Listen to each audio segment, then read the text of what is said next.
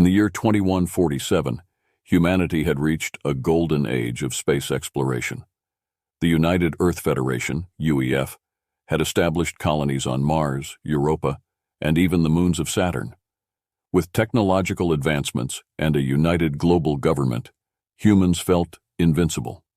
However, peace and prosperity were about to be tested by a threat from beyond the stars. The UEF's hub of interstellar operations, the Arcturus station, buzzed with activity as engineers, scientists, and military personnel worked tirelessly to manage the far-flung human colonies. On the observation deck, Captain Elena Ramirez stood, gazing out at the vast expanse of space. A veteran of many space missions, she had seen the best and worst of what the universe had to offer. Yet, an unshakable feeling of unease gnawed at her. "Captain, we have a situation," came the voice of Lieutenant Mark Simmons, her second in command. His tone was urgent, cutting through the usual humdrum of station operations. Ramirez turned, her dark eyes narrowing. "What is it, Lieutenant?" Simmons handed her a datapad. "We've lost contact with the colony on Titan. No distress signals, no communications, nothing." Ramirez frowned, scrolling through the reports. "That's the third colony this month. Have we sent any reconnaissance?" "A scout ship was dispatched 2 days ago. It hasn't reported back," Simmons replied, his voice tinged with concern. Ramirez's mind raced. 3 colonies and a scout ship disappearing without a trace was more than a coincidence.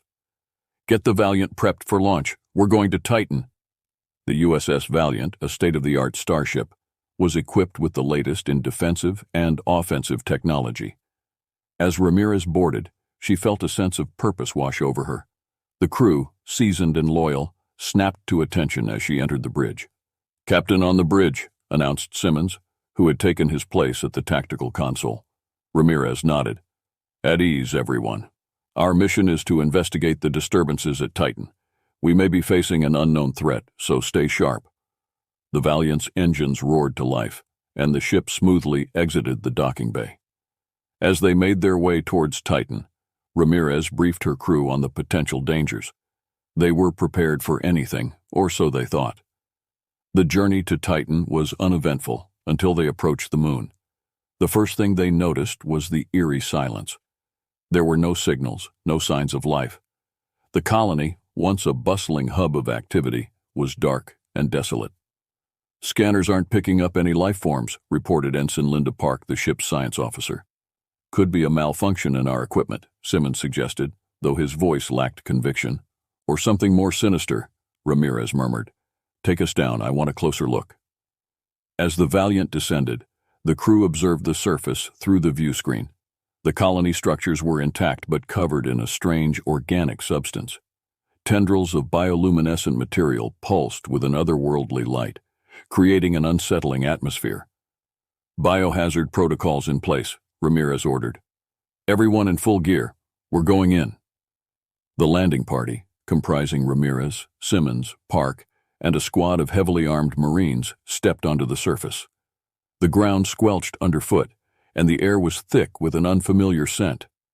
"Stay alert," Ramirez warned, scanning the area with her plasma rifle at the ready. They moved cautiously through the colony, finding no signs of struggle or conflict. It was as if the colonists had simply vanished. The bioluminescent tendrils seemed to be emanating from a central structure, the colony's main power generator.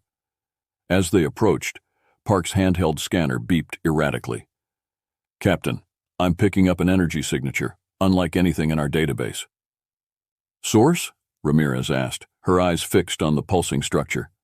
"Below ground," Park replied, pointing to a hatch leading to the colony's subterranean levels. "All right, team, we're going down," Ramirez commanded. The hatch creaked open, revealing a dark, narrow tunnel. They descended cautiously, the glow from the tendrils providing the only light. As they reached the bottom, they found themselves in a cavernous chamber, dominated by a pulsating organic mass. "What in the world?" Simmons whispered, his voice trailing off. Before they could react, the mass quivered and began to expand. From its depths, a figure emerged, tall, slender, and undeniably alien. Its eyes glowed with an intense, unsettling light, and its presence exuded a sense of ancient power. I am Lurox, High Chancellor of the Xylorans, the creature intoned, its voice resonating in their minds rather than their ears. Your expansion threatens our existence. This is your only warning. Leave our domain or face annihilation. Ramirez tightened her grip on her rifle. We don't take kindly to threats. What have you done with our people? Lurox's eyes glowed brighter. They have been assimilated into the collective. Resistance is futile. Without warning, the chamber shook violently. The Valiant's crew struggled to maintain their footing as the tendrils began to writhe and lash out. Ramirez knew they were outmatched. Fall back. To the surface now, she ordered. The team retreated, firing at the tendrils that sought to ensnare them. Reaching the surface, they sprinted back to the Valiant, narrowly escaping as the alien structure erupted from below. Get us out of here, Ramirez commanded as they boarded the ship. The Valiant's engines roared to life, and they blasted off, leaving the chaos behind. As they broke free from Titan's gravity, Ramirez knew this was just the beginning. The Xylorans were a threat unlike any humanity had faced before. The UEF had to be warned, and preparations for a full-scale conflict had to begin immediately. Humanity's golden age of exploration had given way to a new era of survival. The USS Valiant's escape from Titan marked the beginning of humanity's realization of a dire new threat. As Captain Elena Ramirez and her crew raced back to Earth to deliver their urgent report, the United Earth Federation, UEF, prepared for a confrontation that would test their resolve and ingenuity. The Valiant docked at Arcturus Station, and Ramirez, accompanied by her core team, hurried to the command center. The UEF's top brass, including Admiral Henry Caldwell, awaited them. Ramirez wasted no time in presenting her findings. We encountered a hostile alien race known as the Xylorans, she began, her voice steady despite the gravity of her words. They possess biotechnology far beyond our understanding. We found our missing colonists assimilated into their collective. Admiral Caldwell, a stern man with a reputation for decisive action, leaned forward. And this High Chancellor Lurox? What do we know about their capabilities and intentions? Ramirez took a deep breath. Their leader warned us to cease our expansion or face annihilation. From what we saw, their technology is both adaptive and formidable. If we don't act swiftly, they could strike at any moment. Caldwell nodded. We can't afford to wait. The Proxima Centauri system is our most strategic outpost. If the Xylorans attack there, it could cripple our defenses. Within hours, the UEF mobilized its fleet, with the USS Valiant at the forefront. As they approached Proxima Centauri, the tension aboard the Valiant was palpable. The crew knew they were heading into a potential war zone. Captain, we're detecting unusual energy readings from the colony, reported Ensign Park, similar to what we encountered on Titan. Ramirez tightened her grip on the armrest of her captain's chair. Prepare all weapons and defensive systems. We're not taking any chances. The Valiant dropped out of hyperspace, and the sight that greeted them was both awe-inspiring and terrifying. A fleet of Xyloran bioships, each one pulsating with a malevolent glow, surrounded the human colony. The alien ships, organic in appearance, moved with an eerie fluidity, unlike any mechanical vessel. Open a channel to the colony, Ramirez ordered. We need to know if anyone's still alive down there. The view screen flickered to life, revealing a frazzled but determined Governor Harris of Proxima Centauri. Captain Ramirez, we're under siege. Our defenses are barely holding. They appeared out of nowhere. Hang tight, Governor. We're here to help, Ramirez replied. She turned to her crew. All hands, battle stations. The first salvo came from the Xyloran ships, bioplasma projectiles hurtling toward the Valiant. The ship's shields flared as they absorbed the impact, but the sheer force of the attack sent shudders through the hull. Return fire, Ramirez commanded. The Valiant's laser cannons and railguns roared to life, targeting the nearest bioships. The initial volley tore through the alien vessels, but to the crew's horror, the Xylorans quickly adapted. Damaged ships began to regenerate, their organic structures knitting back together. Captain, they're healing faster than we can damage them, Simmons reported, frustration evident in his voice. We need to find their weak point, Ramirez said, her mind racing. Park, focus our sensors on their central structure. There has to be a way to disrupt their coordination. As the Valiant dodged and weaved through the battle, Park's fingers danced over her console. "I'm picking up a high-energy signal from the largest bioship. It's heavily shielded, but it looks like the source of their hive mind control." "That's our target," Ramirez declared. "All power to forward weapons. We take out that ship, and the rest will fall."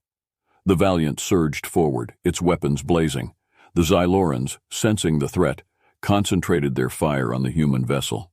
Explosions rocked the Valiant, but its shields held, barely. "Direct hit on their central ship," Simmons shouted as the Valiant's railguns punched through the bioship's shields, striking its core. The alien vessel shuddered, and for a moment, it seemed as if nothing had changed. Then the bioships began to falter. Their movements became erratic, their coordinated attacks disintegrating into chaos.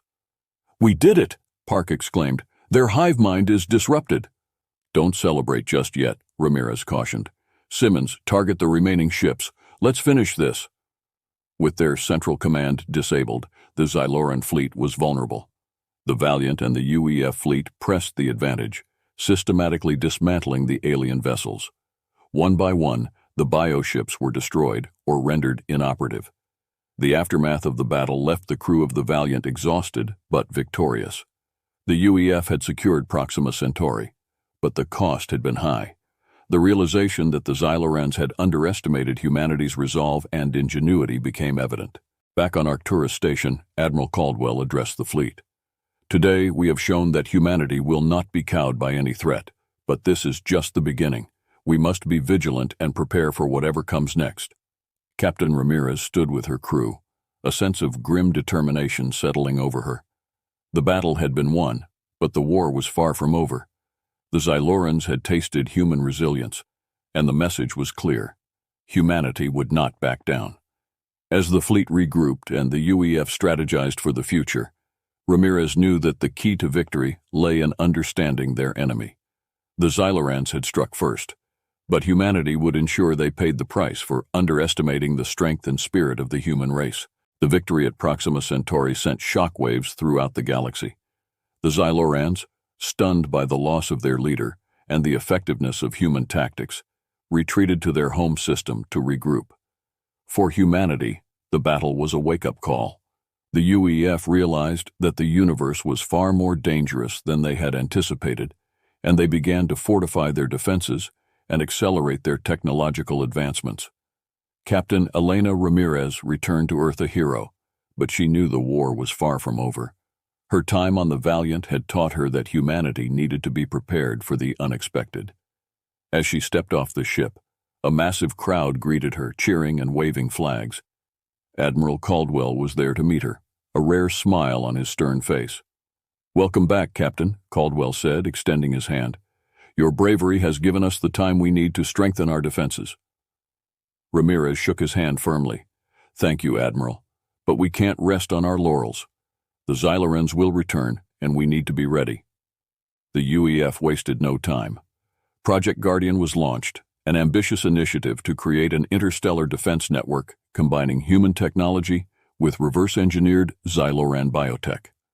Scientists and engineers from across the Earth and the colonies collaborated to develop new weapons, shields, and ships capable of withstanding the Xyloran threat.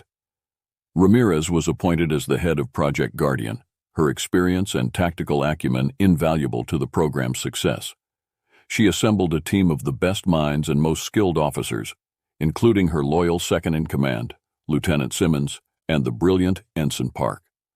"Captain, we've made significant progress with the Xyloran tech," Park reported one day, her eyes gleaming with excitement. "We've developed a new type of energy shield that can adapt to incoming attacks, much like their bioships." "Excellent work, Park," Ramirez replied, reviewing the schematics. "How soon can we deploy these on our ships?" "We're still in the testing phase, but I believe we can start outfitting our fleet within the next few months," Park answered confidently.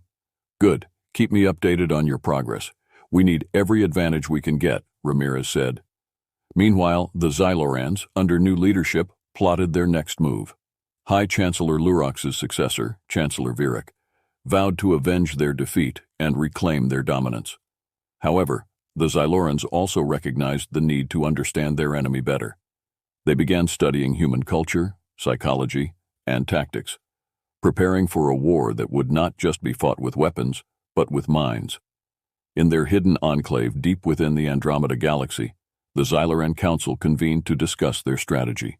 Chancellor Virik, a cunning and strategic mind, addressed the assembly. "The humans are more formidable than we anticipated," Virik began, his voice echoing through the chamber. "But their strength lies in their unpredictability and adaptability. We must learn from our past mistakes and devise new tactics." One of the council members, a scientist named Xylar, presented his findings. "We have analyzed the battle at Proxima Centauri and identified several key factors in their victory. Their leader, Ramirez, is particularly resourceful. If we can disrupt their command structure, we may gain the upper hand." "Agreed," Virik said thoughtfully. "We will continue to gather intelligence on their operations and develop countermeasures. The next time we strike, it will be with precision and overwhelming force." As humanity braced for future conflicts, they also began to explore diplomatic avenues.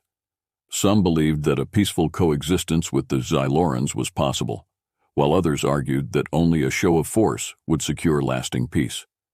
The galaxy stood on a knife edge, with the fate of both species hanging in the balance. In the halls of the UEF's headquarters, debates raged. Diplomatic envoys were dispatched to seek out other potential allies among the stars. One such envoy, Ambassador Lydia Chen, advocated for a more balanced approach. "We must be prepared for war, but we should also seek peace where possible," Chen argued passionately. "There may be factions within the Xylorans who desire an end to this conflict as much as we do." Admiral Caldwell, ever the pragmatist, responded, "While I respect your position, Ambassador, we cannot afford to let our guard down. We must remain vigilant and strong." Ramirez, listening to the discussions, found herself torn. She knew the horrors of war but also understood the necessity of strength. "We need to be ready for both scenarios," she said finally. "Our best chance for survival is to be prepared for anything." Project Guardian progressed rapidly. The UEF's fleet was soon equipped with advanced adaptive shields, enhanced weaponry, and faster-than-light communication systems. The human colonies were fortified with new defenses, and reconnaissance missions were dispatched to monitor Xyloran movements. On the bridge of the newly upgraded USS Valiant, Ramirez addressed her crew. "We've come a long way, but the road ahead is still uncertain. We've faced the Xylorans once and emerged victorious. We must remain vigilant and ready to defend our home." The crew, seasoned and resolute, nodded in agreement. They had faced the unknown and triumphed, but they knew their greatest challenges were still to come. As the Valiant and the UEF fleet patrolled the galaxy, ever watchful for signs of the Xylorans, humanity stood united and prepared. The encounter between humans and Xylorans had changed the course of history, intertwining their destinies. Both races had learned valuable lessons from their clash, and as they looked to the stars, they knew that the true test of their resolve was yet to come. The galaxy watched with bated breath as two formidable civilizations prepared for the inevitable. In the darkness of space, where countless stars shone like distant beacons of hope, the future remained unwritten. But one thing was certain: humanity would not back down, and the Xylorans would not rest until they had reclaimed their honor. The battle at Proxima Centauri was just the beginning, and the saga of conflict and coexistence had only just begun.